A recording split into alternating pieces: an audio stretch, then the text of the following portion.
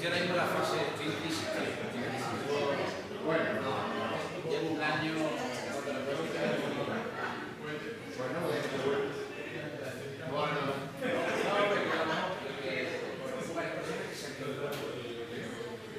Y uno de mis mejores amigos. Yo no terminaba, que me ahorra la empresa.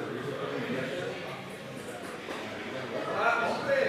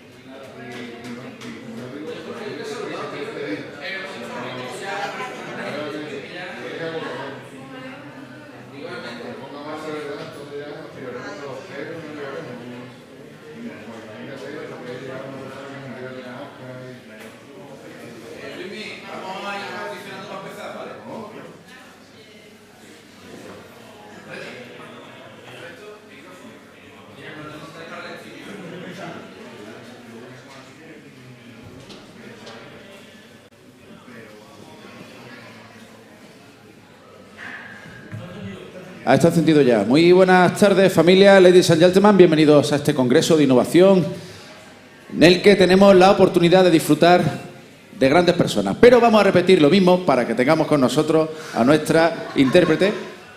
Señoras y señores, muy buenas tardes y bienvenidos y bienvenidas a este gran Congreso sobre innovación donde tenemos la oportunidad de tener a grandes personas. Si hay alguien que hable en inglés, pues que también nos lo diga e intentaremos ir traduciendo poco a poco, ya que somos personas realmente formadas, como el caso mío personal, que tuve la suerte de tener a una persona que me enseñó programación allá por el año, doña Isa. Un aplauso para ella, por favor, para Isa. Me enseñó programación hace muchísimos años, C++ en aquellos entonces, y ella insistía en la necesidad de la flexibilidad mental. Más que aprender patrones que tú repitas, ser consciente de pedirle a la máquina aquello que necesitas que te dé. La cuestión está en que en aquello entonces había que hacer procesos de compilación para ver si todo estaba bien, si no estaba bien, etcétera, etcétera. Ante la duda, yo consultaba pues, a ella, que era profesora, entre mis compañeros, hacíamos mucho aprendizaje cooperativo, colaborativo, en sí, entre todos encontrar la solución a diferentes problemas. Y eso son las redes. Y en las redes hace que, si la utilizamos de forma debida, podemos encontrar a grandes personas en el claustro virtual. De hecho, cuando estábamos en la organización viendo quién presentaba a Luismi, pues como Víctor y yo tenemos que presentar, nos enteramos ayer, creo que fue, ayer por la tarde, que tú y yo tenemos que presentarlo, digo, a Luismi me lo quedo yo, que lo conozco. Entonces, las redes sociales, el claustro virtual, Luismi Iglesias es uno de los grandes referentes. Le apasionan las matemáticas, que gracias a eso vive un poco, porque es su parte, la parte que le hace seguir adelante dentro de este mundo que ya sabéis que consume un poco el malestar docente del que hablaba José María Esteve en aquellos añísimos, ¿no? Y conectando esas redes con ese pensamiento versátil que hablaba de Isa, que me enseñó a hablar de programación, yo no he venido a hablar de mí, he venido a hablar de este hombre, está la inteligencia artificial. Y la inteligencia artificial, evidentemente, hay que saber relacionarse con ella para, precisamente, tener flexibilidad mental y obtener de la máquina aquello que tú realmente quieres. Y tienes que saber pedirle exactamente qué es lo que necesita para que lo ejecute. Sobre Luismi podemos contar muchas cosas, pero es persona de las que conecta a otras personas, de las que comparte generosamente y de las que hace que la educación y la formación sean, al final de cada día, un poquito mejor. Fuerte aplauso para nuestra intérprete y, por supuesto, para Luismi Iglesias.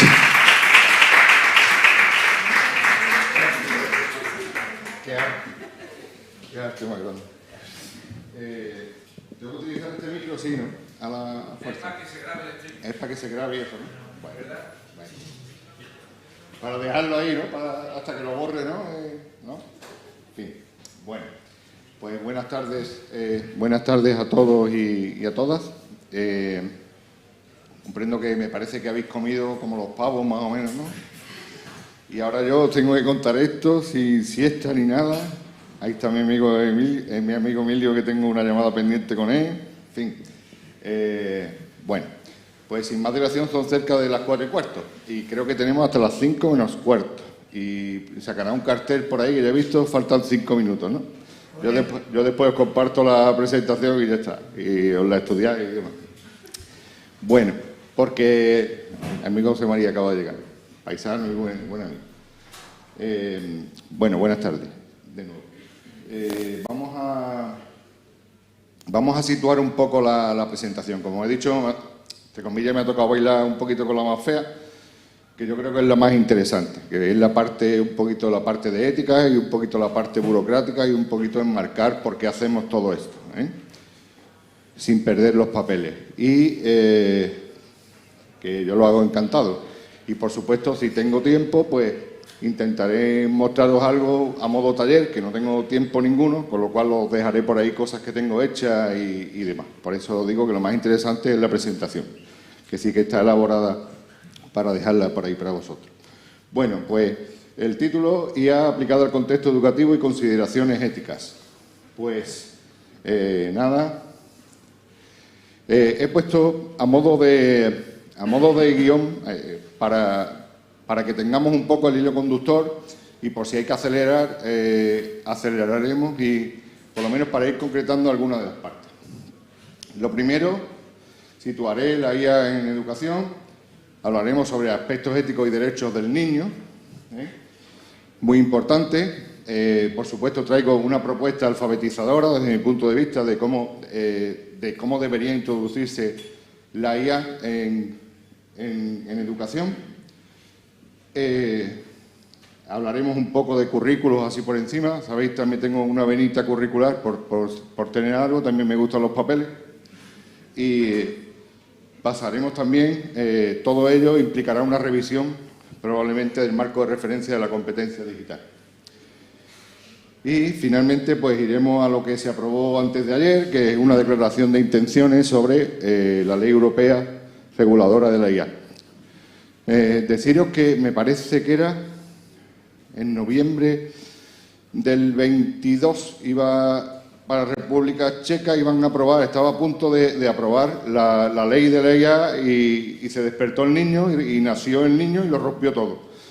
Todo lo que iba a regular la ley quedaba fuera, con lo cual no tenía sentido y hubo que empezar de cero.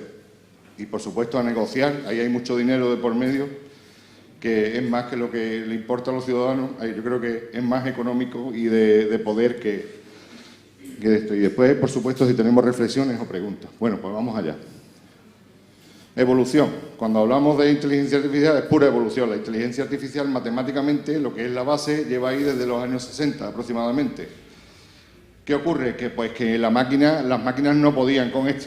Pero la estructura, lo que es la estructura, la base, la ciencia base, estaba ahí y existía. Digamos que es un gigante dormido que ha despertado. Y es gigante, evidentemente, y nos cambiará todo. Entonces nos preguntamos, pues son preguntas claramente que todos sabemos la respuesta ya, porque, o no, como vamos a ver ahora. Preguntamos si ya en educación, que si otro nuevo desafío, que si no tenemos bastante con situaciones de aprendizaje, que si ahora viene otra cosa, y esto es un no parar. Que si sí, que si no, que cuándo, para qué, por qué, etcétera, etcétera. Bueno, pues ya os adelanto que pues esto yo, evidentemente, sería absurdo intentar decir que tengo al menos alguna de las respuestas completas a esas preguntas. No las tengo ni tan siquiera parcial. Y cuando os hacía la pregunta de si IA en educación porque sí y porque no, parece una estupidez, pero en el año 2006 aparece la competencia digital en la LOE. Por supuesto aparece en un anexo del Real Decreto de Enseñanza Mínima, un 29 de diciembre, y aparece la competencia digital.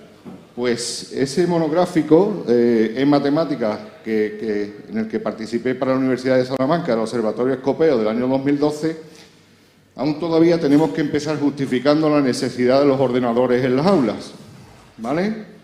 Al menos yo creo que la LOE ha conseguido algo. Y bueno, y la crisis del COVID y el marco del plan de resiliencia, al meter un PowerPoint con la acreditación de la competencia digital docente, parece que ya no deja lugar a dudas que no puede concebirse la educación sin tecnología. Luego, ese debate, por lo menos, está zanjado, ¿vale? Pues, y es curioso, porque lo que pensaba en el año 2012 es lo que debo repetir.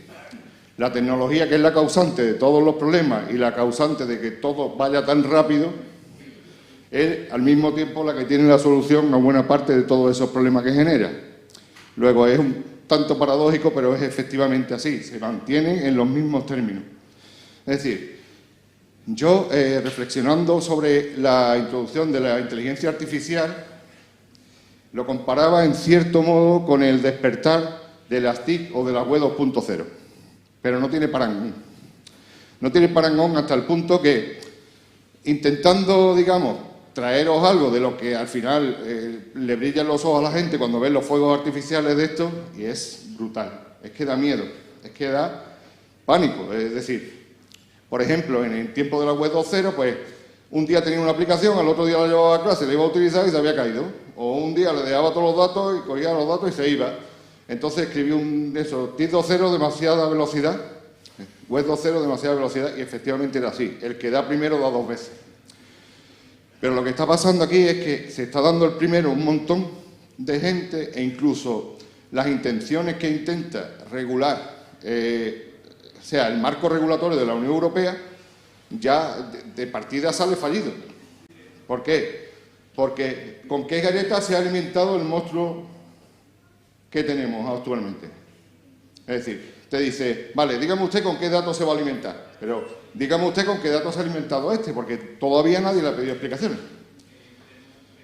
Este tío programa en Python mejor que todo el planeta entero, porque se ha comido GitHub entero. Microsoft compró GitHub y se lo echó a entrenar al monstruo. Entonces, evidentemente, sabrá programación y además sabe programación de la buena. Ha cogido el código de todos los mejores, porque todos los programadores buenos que querían hacer cosas por libre, al final, como GitHub era software libre, era una parte libre, le satisfacía la vena, todo el código limpio y puro, el mejor del mundo estaba ahí. ¿Okay? Entonces, fijaros que vamos a intentar arreglar cosas, por supuesto, en algún momento hay que empezar para que no se vuelva a repetir. Porque si alguien le da por hacer lo mismo con datos médicos, pues entonces apaga y vámonos. Luego, aunque vaya tarde, yo creo que va tarde, pero va bien. Es decir, va relativamente tarde, pero en mi opinión creo que se están dando pasos importantes. ¿Qué ocurre? Que el futuro, que parece que era, como dice mi amigo Antonio, que le gusta la lengua y demás, pues el futuro ya no es futuro, el futuro es presente, el futuro no, y además no es mañana, es ahora. Es ahora mismo, el futuro es ahora mismo, dentro de una hora pasará otra cosa. Mirad, yo tengo GPT Plus, ¿no? Bueno, pues resulta de que ayer por la tarde empezó a dar error los archivos. Tú tienes, para crear asistente, tú puedes subir el archivo, alimentarlo, entrenarlo y el asistente te funciona. Bueno, pues a todos los usuarios pues esta marqueterina, por los que pagan. Ellos tienen una parte pública donde piden disculpas y donde ponen la sobrecarga de tal. Ellos dicen, nosotros somos muy transparentes, esto está funcionando, esto está fallando y lo vamos a intentar arreglar. Y ya con eso lo tienen. Google, por ejemplo, cuando tiene var, si te das cuenta que la palabra es experimento. En casi todo lo que pone aparece experimento. ¿Para qué? Para que nunca le diga que es nada en producción. Pero claro, están experimentando con cosas muy serias. ¿Vale? Luego, parece que vamos situando lo de la parte ética, parece que lo vamos situando, es decir, que el título tiene sentido. Es decir, te puedo bailar por el más feo, vamos a esto, pero resulta de que tiene sentido. ¿Qué dicen los organismos internacionales? Bueno, pues los organismos internacionales, el tío Fernando acaba de llegar, los organismos internacionales dicen que la inteligencia artificial, pues, ya está contemplada en los ámbitos de los organismos internacionales. De hecho, en el Plan de Acción Digital de la Unión Europea, el 21-27, está introducida la inteligencia artificial. Pero nos vamos más adelante. Traza unas directrices éticas sobre los datos que, ya os digo que nos vamos a acordar de estas directrices éticas, porque lo que tenemos hecho, lo voy a adelantar, voy a hacer un poquito de spoiler, todos los felices que estamos ahora porque estamos acreditando el B1 y el B2, lo vamos a tirar. Y nos va a pedir, porque nos lo va a pedir, porque es que el B1 y el B2 no llegan ni, vamos, es que ni hay a la suela del zapato de esto. ¿Qué dice la UNESCO? Pues la UNESCO evidentemente lo que hace es velar por una educación para todos. Ella vela por su objetivo de desarrollo sostenible. ¿Y qué es lo que dice? Oye, te dice, aquí hay una brecha de oportunidad importante, o sea, hay un nicho de oportunidad importante, pero al mismo tiempo la brecha que puede generar es brutal. O sea, puedes llegar al máximo nivel de personalización del aprendizaje o puedes dejar tirado en la estacada a lo más grande. Entonces, lo que dice es, tengamos mucho cuidado con lo que hacemos. Bien, como veis, esto va de reflexiones. Y será que, como como le he dicho antes a Pepe, cuando uno es director o algo de eso, lleva la mochila cargada con los chismes, la mochila con las tareas pendientes y la mochila de la cabeza que no para de dar vuelta, ¿no? Entonces reflexiona uno más de la cuenta.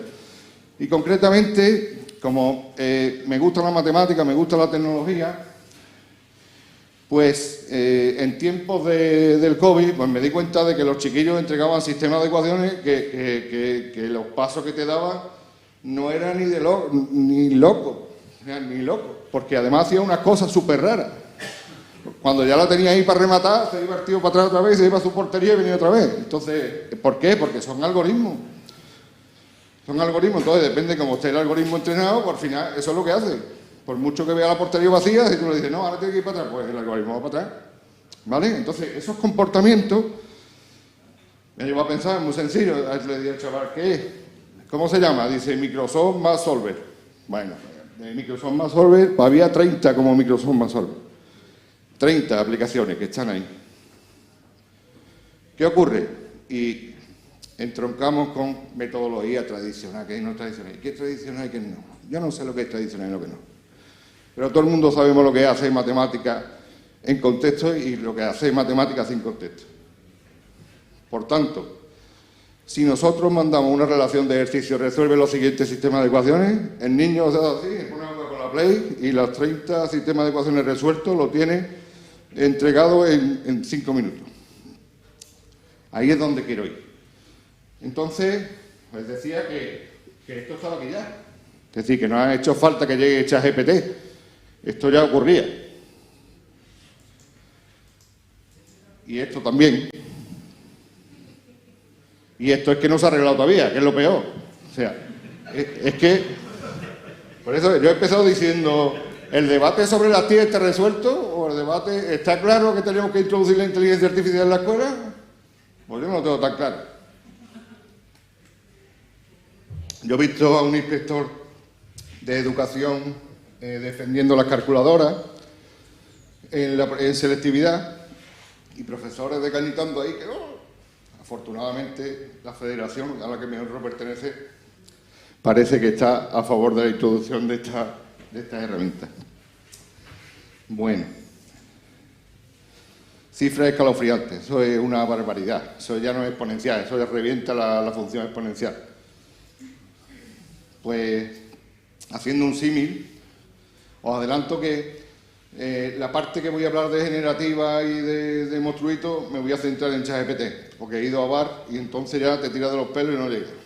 Y si trabajas con el que tiene integrado en Microsoft, te hace también unas cosas muy raritas. Esta gente lo que pasa es que todo lo que produce lo mete en producción, es como Seneca.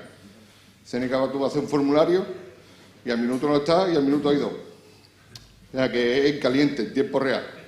Pues eso es bueno, te da respuesta, pero... Bien, pues esto es lo mismo. Pero estamos hablando de alfabetización al fin y al cabo. Es decir, tú puedes tener el mejor, yo qué sé, amigo Fernando que le gustan los coches, que le apasionan los coches. Tú puedes tener el mejor coche del mundo, pero si no hay manera. Si te gusta la bicicleta y no controla, no hay manera. Pues con esto pasa lo mismo. Pero pasa lo mismo, pero bueno, se puede aprender. Y entonces si salimos de ahí fortalecidos, como siempre yo digo, me gusta siempre acudir a esto y es, si utilizamos la parte de oportunidad en toda crisis, siempre salimos fortalecidos. Es decir, cada vez que hay una crisis siempre se mueve algo que viene bien. Probablemente no nos guste, probablemente nos incomode, probablemente, en fin, nos mueva un poco, ¿no? Los esquemas, pero siempre viene bien. Bueno, pues ya lo sabemos. ¿Por dónde empezamos a abordar este desafío curricular? ¿Por dónde empezamos? Pues mirad, pues siempre recomiendo lo mismo. Si no somos conscientes de lo que estamos haciendo, no vale para nada. Si un alumno no está observando la estructura de lo que está haciendo, ya sea en un análisis sintáctico, en lo que quiera hacer, en la estructura, en la diferencia entre una célula y otra, en el comportamiento del aparato circulatorio, en donde tú quieras, en una comprensión de un algoritmo, en un programa informático. Si no entiendes lo que hay ahí, cada reto es una nueva aventura y cada vez es empezar de cero. Entonces, por favor, nos pone, mira, hay un movimiento por ahí, Javier Álvarez, que es asesor de la competencia digital docente de Condiedu, generó con unos amigos así en plan broma los prontistas, movimiento prontista, ¿no? Movimiento prontista son gente que coge este prompt y hace tal cosa, coge este prompt, pero es que esa ola, ese efecto ola, y yo no soy de discutir ni de pelear, yo no me gustan mucho las guerras. Esa ola es que llega hasta catedráticos de universidad, entre usted aquí, resume este paper y este paper le hace tal, le hace la síntesis, se inventa todo, se lo inventa todo. Pero se lo inventa no por nada, sino porque sabemos lo que es, y ahora os lo voy a demostrar, que lo dice la propia OpenAI. Es un monstruo probabilístico. Simplemente es lo que dice, yo vuelo, pues no va a poner yo vuelo silla, yo vuelo alto, bajo, medio, un poco, lo que sea. Entonces, va construyendo, por eso tiene sentido. Ha comido tanto y la verdad que es magnífico con los patrones, que en el momento que encuentra el patrón en la calle se lo lleva, queda a gusto, ¿vale? Pero que no nos dejemos impresionar porque nos pueden llevar a errores. Aquí es que la analogía es muy parecida a lo de la web 2.0. Yo llamaba profesor 1.0 a un profesor que no había trabajado con la tecnología en el aula, alumnos 2.0 a alumnos que habían trabajado, habían tenido experiencia, a profesores 2.0 y tal, hice un modelo de ecuaciones, un análisis, y entonces llegaba a la conclusión de que cuando te encontraba un profesor 1.0 con alumnos 2.0 que habían trabajado con tecnología y el profesor no iba ahí a la onda ni había nada, ahí había crisis, había conflicto de convivencia seguro. Pues con esto pasa igual, nos está pasando. Los que niegan la IA en educación. Los que niegan porque no quieren saber nada, ni quieren escuchar nada de eso, porque se sienten amenazados, cosa que no es verdad. Eso no va a sustituir a un profesor en la vida. Los que se sienten amenazados, los que la niegan porque dicen que no aportará nada en educación, los que dicen, pues esto hace cosas interesantes, lo corrijo y más o menos, en vez de un folio en blanco, pues me ayuda, es mi asistente. Ese puede ser mi rol. Y después los que se entregan totalmente. Vete a ChatGPT y hazme la presentación. O vete aquí y me la entrega. Eso es temeridad. Eso puede quedar bien, pero eso es temerario, de verdad. Pues bueno, es difícil resistirse, pero bueno. Lo que está claro es que si nosotros ponemos cimientos, ya lo vemos en todos los terremotos y en todas las cosas, que lo que no está bien sólido de abajo, al final salta todo por los aires lo primero. Bueno, pues empezamos con el proceso alfabetizador. Para mí, desde mi punto de vista, y os lo digo, y ese es el pensamiento que está introducido en la parte del currículo de matemáticas, la resolución de problemas y el pensamiento computacional son primos hermanos. Yo no sé si en algún momento durmieron juntos o lo que sea, pero son primos hermanos.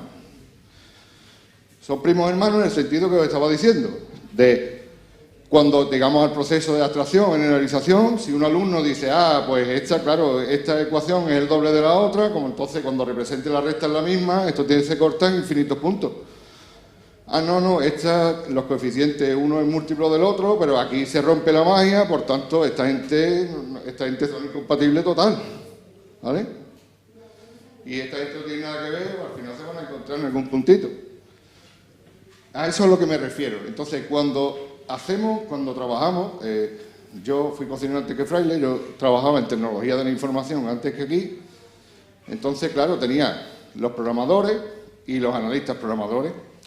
Como norma general, los programadores, en muchos casos, si falta, les gustan programar, les gustan picar código. Y no cogen el folio en blanco. Y yo, esto entra por aquí, viene por aquí, vamos a depurar. No, control Z, control tal. Y yo, ¿quieres estar quieto? Deja eso quieto ahí, quieto. Vamos a ver de dónde viene, vamos a depurarlo. No hay manera. Entonces, esa parte de resolución de problemas es, oye, vamos a hacerlo en diseño y nos vamos a ahorrar un montón de horas después, probando, depurando errores, es decir, vamos a hacer la construcción sólida, es decir, vamos a pasar por el diagrama de flujo, en fin, vamos a hacer todos los pasos, en fin, vamos a hacer... Y ahí es donde se encuentran matemáticas y pensamiento computacional.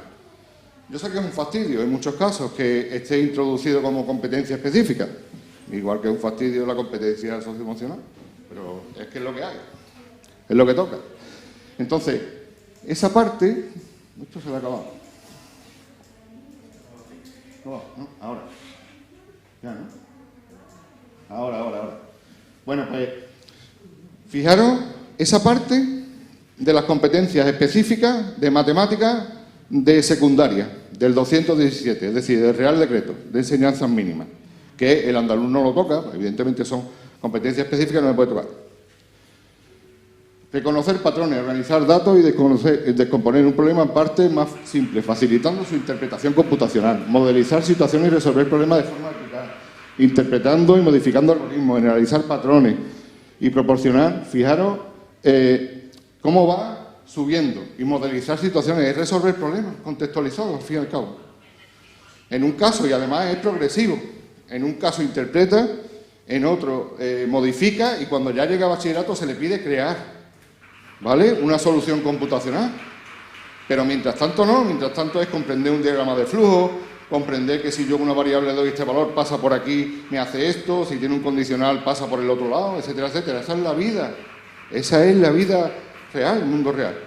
Entonces, esa parte que viene ahí, pues evidentemente se transformó en una situación de aprendizaje para abordar el pensamiento computacional y la resolución de problemas. Y ahí encontráis problemas resueltos desde esa óptica, ¿no? Esa parte, con esos fundamentos, es decir, con resolución de problemas, pensamiento computacional, modificación y creación de algoritmos, ya estamos en condiciones de hacer algo. Desde el punto de vista de la inteligencia artificial, claro, estamos en condiciones de trabajar con Machine Learning, es decir, estamos en condiciones de trabajar con aprendizaje automático supervisado. Es decir, el niño le da una serie de datos categorizados, le digo al niño, le da una serie de datos categorizados, se lo pasa a una caja negra porque ahí no hay tutía, es decir, el que diga que no hay que comprender los fundamentos de los algoritmos. Bueno, los fundamentos de los algoritmos de inteligencia artificial, la base matemática es casi siempre la misma. Y son de redes, cuando ya llega a la potencia, o los KNN o redes neuronales. Luego, me decía un profesor, estoy partiendo ahora, Luismi, el grado de especialización de FP con esto. Y es que los algoritmos no lo entiendo ni yo. Claro, que no lo va a entender, ni tienes por qué entenderlo. Lo que tienes que entender es cuando tú le metas algo que quieras hackearlo, que quieras romperlo, que evidentemente no te va a funcionar. Y que cuando tú le metas algo, aquello funciona. Es decir, tú tienes que comprender cuál es la lógica de la caja negra. ¿Vale? ¿Cómo le gustan las galletas? ¿Con papel, con plástico? ¿Cómo le gustan las galletas al monstruo? ¿Por qué? Entonces, ¿por qué? Porque el aprendizaje automático es la capacidad de una máquina de hacer algo sin necesidad de ser explícitamente programado. ¿Cuál es la diferencia? Pues la diferencia es muy sencillo, que antes cada vez que nosotros teníamos un algoritmo iba por aquí, pasaba por aquí, hacía así, entraba por aquí, repetía n veces, ahora no. Ahora tú le metes 3, 4 cosas, te detecta el patrón, dice, esto es muy fácil, todo lo que me he metido son múltiplos de 5. Pues sígueme echando números que sin problema. ¿Vale? Pues eso es por donde se empieza. Y de hecho, ChatGPT tiene aprendizaje automático supervisado, pero en condiciones muy precarias. Es decir, los prompts que nosotros le metemos y las soluciones que nos da están siendo validadas por personas, como nosotros, cobrando muy poco dinero. Y esto no es de discurso, esto es cierto. Hay factorías que cuando tú le das un aprobar o un esto, te lo están validando. Luego, está haciendo aprendizaje automático supervisado. ¿Y por qué? Os lo digo, porque hacer la prueba. Cuando le entregáis algo, yo le digo, aprende de lo que me has dado y almacénalo. Y te dice, como LMM no tengo la capacidad de aprender tal. Luego, si está aprendiendo, en base a una retroalimentación positiva, ellos están seleccionando en algún momento con qué prompt almacenan, pero al usuario final no se lo permite. ¿Lo veis? Luego, está haciendo lo mismo. Entonces, pues, parte de esto, que es donde quiero dejar, aquí hubo un proyecto a nivel europeo, con distintos colaboradores y demás, y se trataba se llamaba FIAS, que era fortaleciendo la inteligencia artificial en las escuelas. Y fijaros que nosotros en junio del 22 debatíamos sobre los sesgos, que vamos a llegar ahora, de cómo se entrena, qué datos le proporcionan y demás. Pues cuando pedí una imagen a DALL-E o a Stable Diffusion de una profesora, te va a presentar una profesora rubia americana sentada en una mesa con todos los niños peinaditos y todo eso. ¿Por qué? Porque en función de con qué datos se entrene, te va a sacar la información o no. Luego ahí hay sesgo, claramente. Es decir, aquello que decíamos de la tecnología no es neutra. Pues en el marco de este proyecto dimos un pasito más, y el pasito más es generar una herramienta realizada por un andaluz que trabaja en el IT, Juan David Rodríguez, que se utilizó en el marco de ese proyecto. Entonces queríamos generar modelos para que se pudiera trabajar en clase de las distintas asignaturas con esta herramienta. Y las tres fases son las mismas: recopilación de datos, crear el modelo, es decir, tú categorizas, se lo entrenas, te empiezas a probar y cuando te da unos niveles óptimos de probabilidad, pues tú dices, este modelo funciona. Y lo que no funciona, es decir, y tú lo que tienes que hacer es, los críos lo que hacen es decir, le voy a meter esto que va a fallar. Entonces quiere decir que está comprendiendo cómo funciona. Bueno, pues en base a ello, pues te saca modelos de texto, de imágenes y de números, ¿vale? Entonces, pues es muy sencillo. Tú le dibujas números, pues con la grafía, por ejemplo, esto se puede trabajar desde infantil, siempre que trabaje el profe, que ahí es donde quiero ir antes de irme. El niño, cada uno dibuja sus números y demás, lo metemos categorizado en imágenes, entrenamos el modelo y cuando un niño mete, después tiene una capita con Scratch, se conecta con Scratch y con Snap, con los dos. Y además gratis, 100% en español y andaluz. Tú puedes generar una capa de programación, como veréis en alguno de los modelos cuando os deje la presentación, y entonces el usuario final interactúa con la aplicación, con Scratch, en un entorno mucho más amigable. ¿Bien? Bueno, pues tenéis, por ejemplo, ahí hay una, que este es el modelo matemático, por ejemplo, de cómo funciona una empresa de paquetería. Pues español no urgente, internacional urgente, internacional no urgente.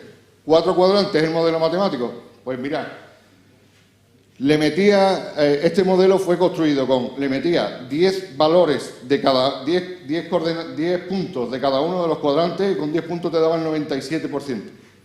Es decir, y entonces alguien dice, claro, pero eso no es lo mismo que decirle, si la X es mayor que 0 y la Y es mayor que 0, entonces el segundo cuadrante. Sí, pero estoy programando, yo es que aquí no estoy programando nada. Yo le he metido 40 datos y no he tocado una línea de código. Esa es la diferencia. Entonces, ¿qué ocurre? Que yo lo llevé al modelo matemático, pero si tú le pones la capa por arriba, pues eso, a una empresa, por ejemplo, le clasifica los paquetes. Suponte que viene, que es nacional, le pone un valor positivo, un negativo, es decir, tú trabajas con esa anotación y a partir de ahí te está haciendo el programa que te clasifica los datos. Bien. Seguro que habéis visto, bueno, ahí está toda la justificación teórica. Seguro que habéis visto Google Lens, ¿verdad? ¿Sí? Pues Google Lens, esto, lo que hicimos aquí fue un Google Lens. Esto lo que hace es tira de dataset, que son bases de datos en abierto, de ambientólogos, que están publicados en abierto, cada vez que tiene una especie y demás. Entonces, por ejemplo, para clasificar los iris, pues necesita longitud y anchura de pétalo y sépalo, 4 valores. Entonces, se le mete al modelo 4 valores, ahí está explicado, se le mete 4 valores y la herramienta al 97%. Si tú le metes, tú coges un iris de esas características, lo mides y te dice, este es iris versicular, iris del otro, etcétera, etcétera. Bien, entonces con esto, ¿qué se puede hacer? Lo que tú quieras. El primer ejemplo que se ponía es clasificar columnas, dórica, jónica y corintia. Otro profesor. Una vez que estudiamos funciones matemáticas, par, impar, si corta el eje X, no lo corta, esto empieza a hacer modelo con dibujo y entonces el alumno le tiene que decir, le voy a meter una para reventarla para que el modelo no lo adivine, ¿no? Es decir, entonces cuando controlo. Bien, pero con esto os voy a poner las manos a la cabeza. Es decir, nosotros siempre nos quedamos que siempre vamos tarde. Esa es la primera parte, Machine Learning, ¿vale? En el proceso alfabetizador. Nos quedamos que siempre vamos tarde. Pero si revisamos el currículo andaluz vigente, tanto las órdenes 30 de mayo de secundaria, en medida secundaria y de bachillerato, pues encontramos que en la asignatura de tecnología y digitalización tiene su bloque que hacen referencia a la inteligencia artificial, tanto en segundo como en tercero. Educación en valores cívicos y éticos, es decir, estamos trabajando ahí la parte fea, entre comillas, la que decimos, ¿no? La de la ética, que no es fea, es muy importante mezclar las humanidades con la parte científica, ahí debajo. Si nos vamos a educación en valores éticos y cívicos de cuarto, también. En digitalización de cuarto, también. En tecnología de cuarto, también. En tecnología de digitalización en segundo y tercero, en computación y robótica de primero, segundo y tercero. Esto nos tiene que llevar a una reflexión. Y si no lo digo, me muero. La reflexión es muy importante. Hay un mogollón de horas que los alumnos tendrían que estar trabajando con esto, y yo realmente te digo, siendo un amante de esto, me considero un ignorante para sacar partido a todo esto. Imaginaros la capa de formación que hace falta echarnos por encima. Filosofía, muy importante. Es decir, no se olvida nada. Por tanto, tenemos currículo, tenemos recursos. En Andalucía tenemos recursos y además los recursos están basados en la instrucción 12 y la 13, que fueron la base de los currículos actuales. Con lo cual, esas situaciones de aprendizaje que están ahí están preparadas y sincronizadas con los currículos actuales de la orden 30 de mayo del 23. ¿Qué es lo que nos falta? Pues tenemos el camino despejado, tenemos la vía libre para el uso didáctico de la DIA, pero, cuidadito. ¿Por qué? Porque nosotros, por ejemplo, el sistema educativo lo cataloga la ley en sistemas de alto riesgo, porque ahí están todos nuestros datos, todos los datos de nuestra familia, etcétera, etcétera. Luego, Séneca es un sistema de alto riesgo.